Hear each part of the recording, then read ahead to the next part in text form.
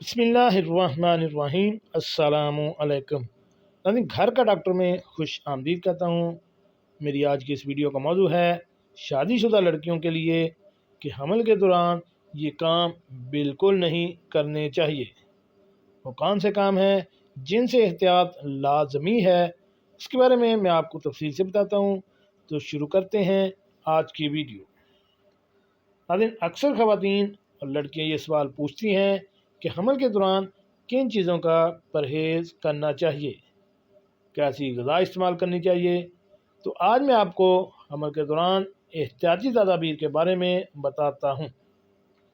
ناظرین، حمل کے دوران سبزیاں، فروٹ پہلے مہینے میں زیادہ استعمال کریں، مگر بہت اچھی دھو کر۔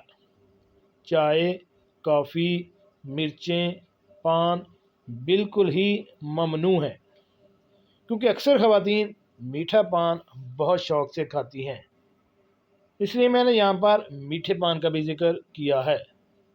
زیادہ وزن اٹھانے سے پرہیز کریں اور جھک کر کام کرنا بند کر دیں۔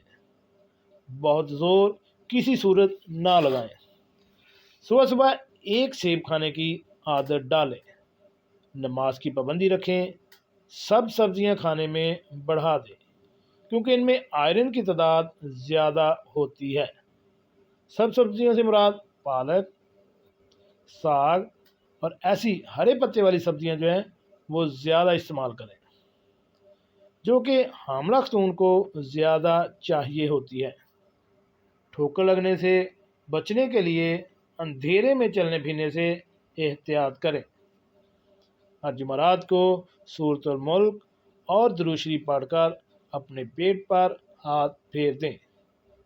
کیفین کا آپ جانتے ہوں گے، کیفین کا استعمال پہلے 5 مہینے بالکل بھی نہ کریں۔ کوکا کولا، چائے، کافی سب کیفین میں شامل ہیں۔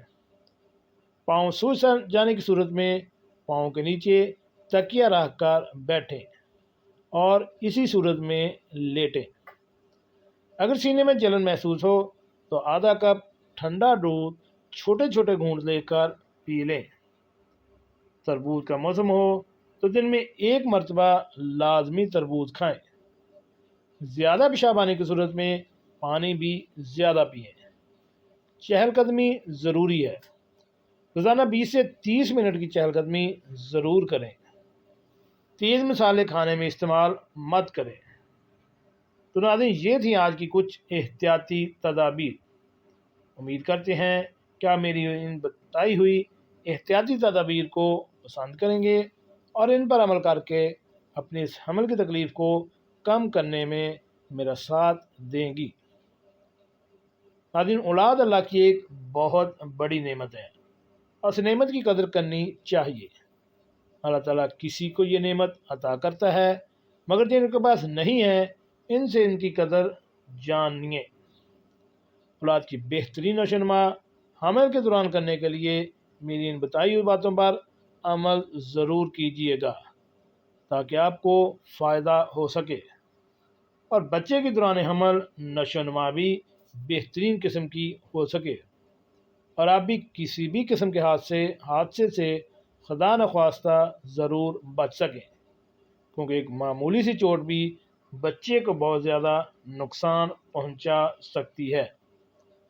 تو ان تمام باتوں کو ذہن میں رکھ کر بہت سے فوائد اور بہت سے نقصانات سے بچا جا سکتا ہے اور بچے کی نشوونما بھی اچھے طریقے سے کی جا سکتی ہے۔ اس کے علاوہ مختلف قسم کی بیماریوں اور مشکلات سے بھی بچا جا سکتا ہے۔ جی ناظرین، کیسی لگی آج کی میری یہ معلوماتی ویڈیو؟ ایسی معلوماتی ویڈیو حاصل کرنے کے لیے میرے اس چینل گھر کا ڈاکٹر کو